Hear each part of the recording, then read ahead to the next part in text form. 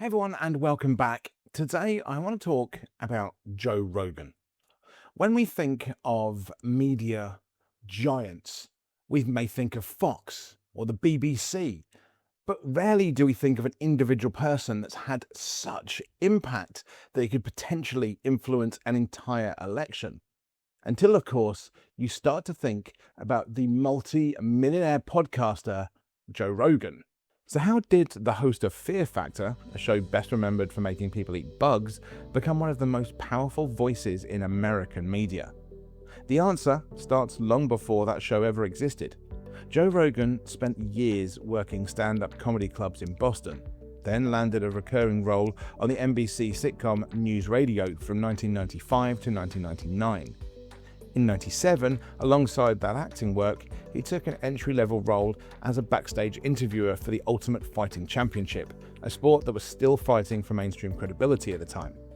In 2001, he took the role that made him a household name, hosting NBC's stunt competition show Fear Factor, which ran until 2006.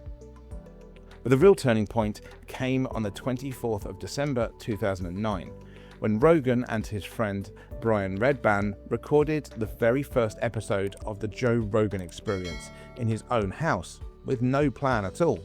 There was no script, no time limit, and crucially, no network approval process standing between an idea and its release. That single decision broke almost every rule of traditional broadcasting, and it's the foundation everything else was built on.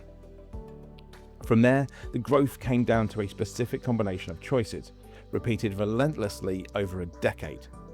Rogan committed to genuine consistency, producing multiple lengthy episodes every week, year after year, at a point when most podcasters burned out or drifted after a few months. He refused to shorten the format when conventional wisdom said nobody would sit through a 3-hour conversation, betting instead that depth and authenticity would hold an audience longer than a tightly edited soundbite ever could. His guest bookings deliberately ignored genre boundaries entirely. Comedians one day, particle physicists the next, mixed martial artists, authors, conspiracy theorists, and Silicon Valley executives all treated with the same unhurried curiosity, which meant the show never depended on one single audience niche to survive. Distribution mattered just as much as content. Rogan uploaded full episodes to YouTube for free from early on, and crucially kept doing so even once Spotify started paying him serious money, refusing to lock the show entirely behind a paywall. Shorter clips pulled from those long conversations were spun out separately, going viral on their own and constantly pulling new listeners back toward the full-length episodes, turning the show into its own advertising engine.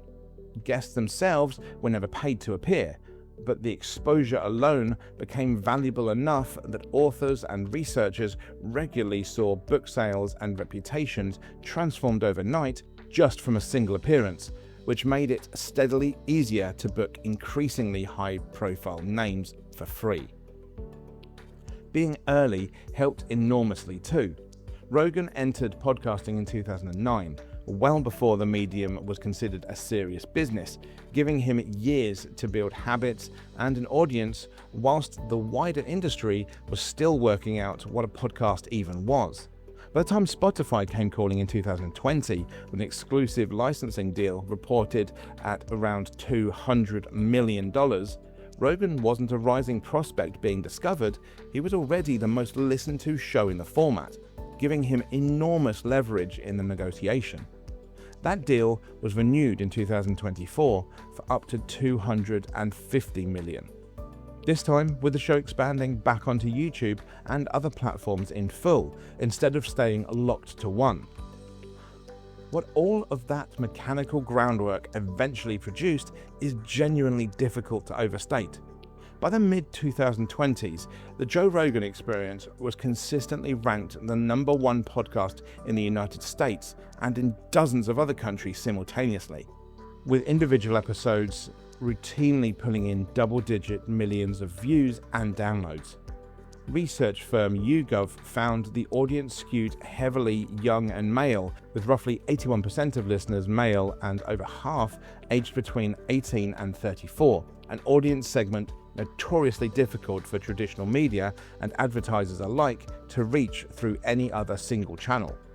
That reach turned Rogan's platform into something closer to cultural infrastructure than a simple entertainment show, capable of sending a previously unknown author to the top of the bestseller charts or reviving interest in a decades-old scientific theory within days of a single conversation.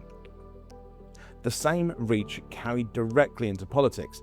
In 2020, Rogan backed Bernie Sanders during the Democratic primaries, a moment significant enough that it became national news in its own right. By 2024, both major presidential campaigns treated a Rogan appearance as a genuine strategic prize. Donald Trump's team spent months securing an interview, which finally aired on the 25th of October 2024. Ran nearly 3 hours and drew more than 40 million views. Kamala Harris's campaign reportedly held talks about a similar appearance that ultimately never happened. Days before the election, Rogan publicly endorsed Trump, a rare move for a host who had spent years avoiding formal political statements. And Trump referenced the endorsement directly from the podium at a campaign rally shortly afterward. Analysts remain divided on precisely how much that single endorsement shifted the final result, but the scale of the audience behind it was never in question. Tens of millions of listeners sitting squarely inside the exact demographic both campaigns were fighting hardest to win.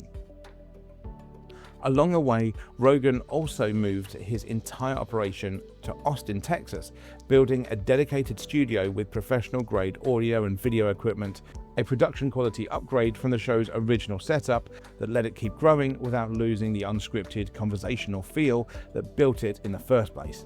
So the answer to how a former reality television host ended up here is really two things happening at once.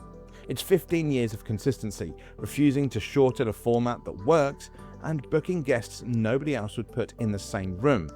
And it's the sheer scale that consistency eventually produced. A single conversation show that grew large enough to move book sales, reshape careers overnight, and pull presidential candidates into a small room in Texas just for the chance to speak to the audience Rogan had spent over a decade quietly building.